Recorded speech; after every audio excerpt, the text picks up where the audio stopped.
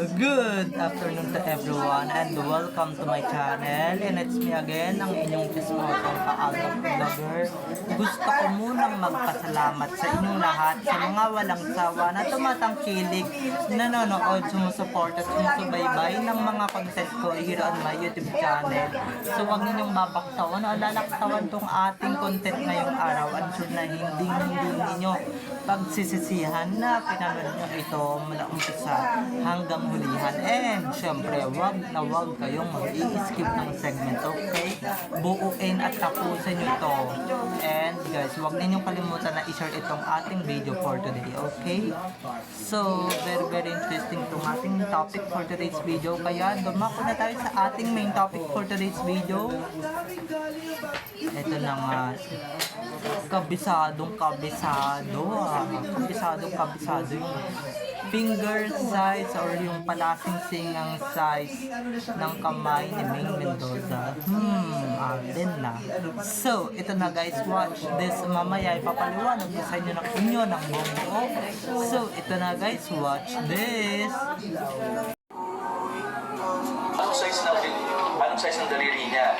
Yung finger. Paano mo ikaw, 5. Size 5. Size 5. 5. Actually, 4.5. Kaya lang pag susukat kasi ng ring, walang half size.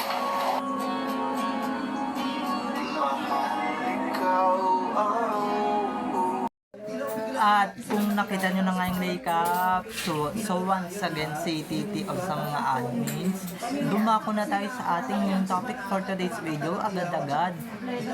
Ito na nga guys, Alden. It looks like,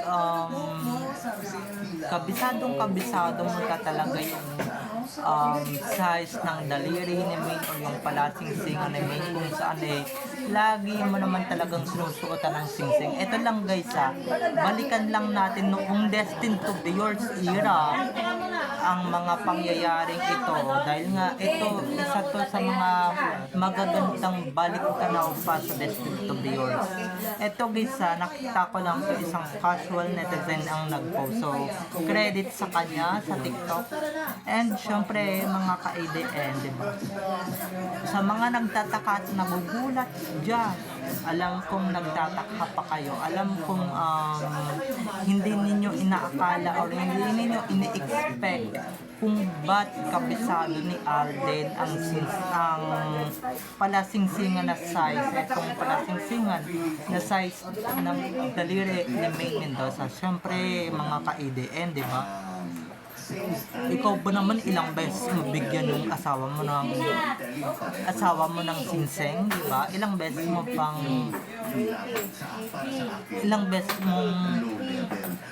punuin yung kamay, daliri ni Maine ng sinseng, hindi mo pa ba makakabisado yan, di ba? Tsaka, hello, no?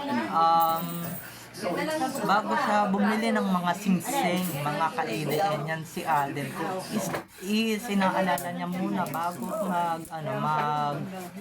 inaalala niya muna kung anong size ng kamay ni Maine o kung anong size ng daliri ni Maine, kasi nga baka mamaya may maliit siyang mabiling singseng, di ba? Baka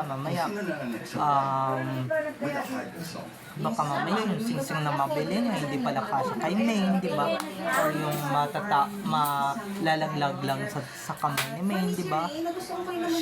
He makes sure that the ring that he give to Maine is suitable sa kamay niya, or very suitable on Maine's finger, okay?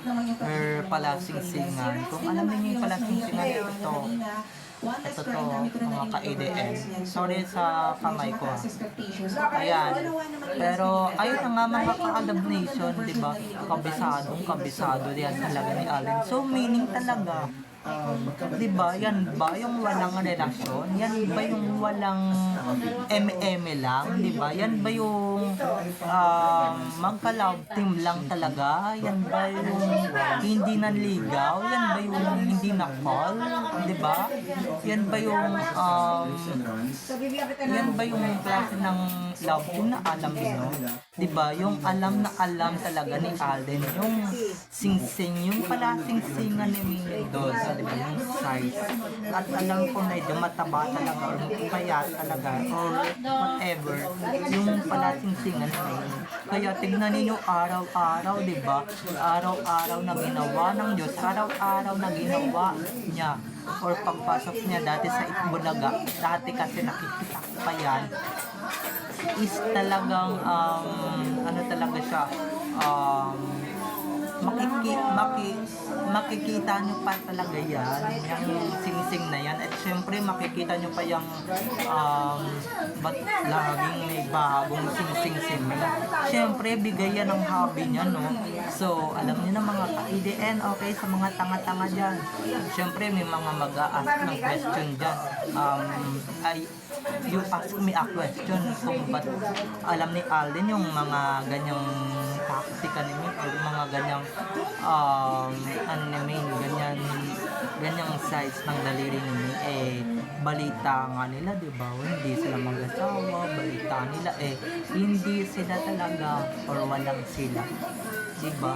So tingin niyo, sasagutin niya ni Alden during their Destined to Be Yours promo sa GMA Live, di ba?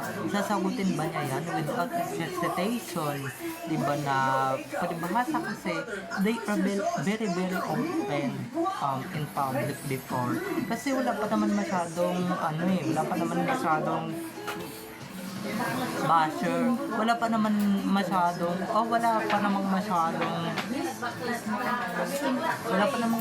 mapanghusga, wala pa naman masyadong pagka may nalaman na ganito, ganyan, di ba, mababash agad or mambabash na agad, di ba?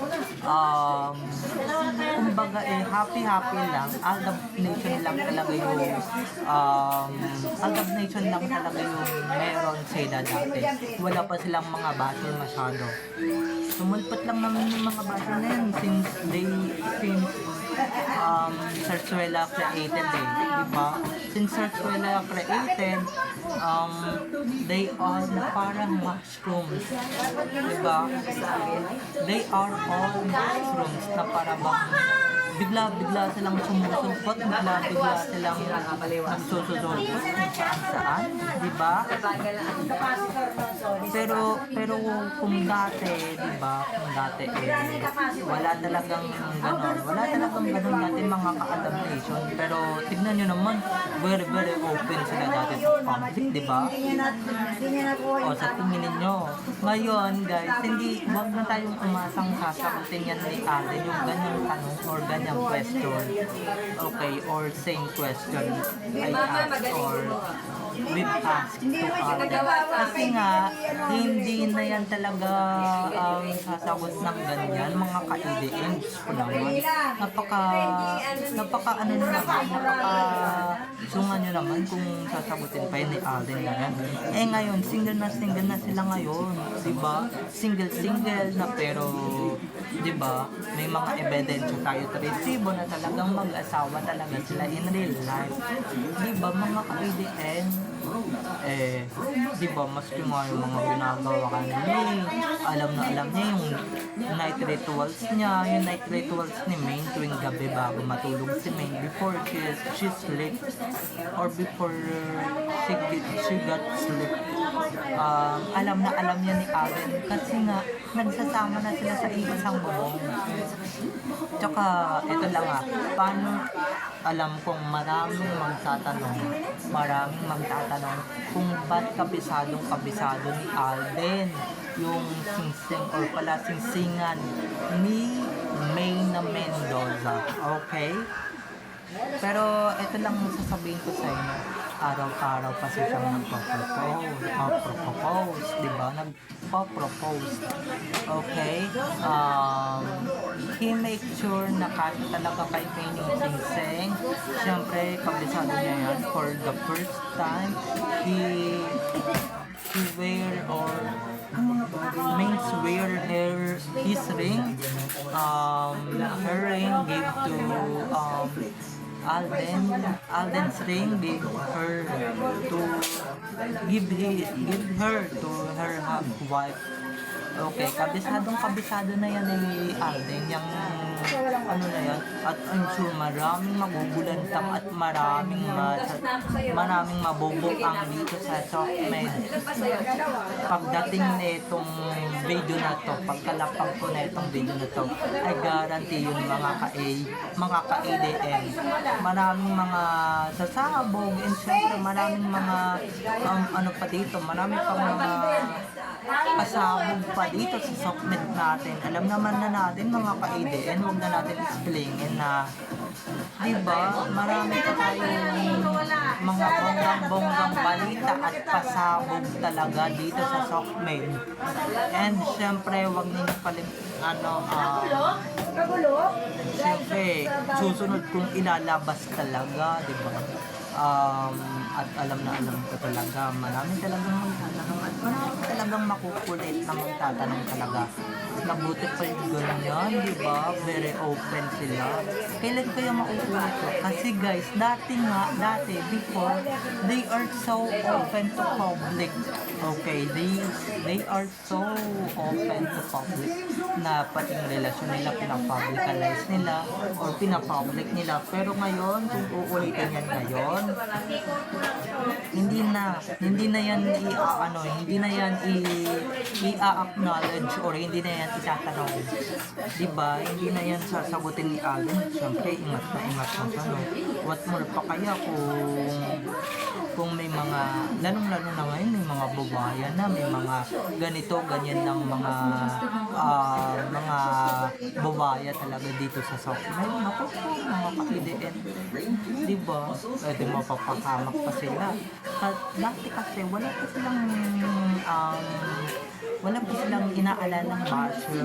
Pwede pa nilang ilabas yung kanilang totoong relasyon, yung totoo nilang estado, pwede pa nila ilabas. Hindi gaya ngayon na maaaring pag nilabas nila yung ganito, pag nilabas nila yung kanilang relasyon ngayon, wala, pababas sila. Diba?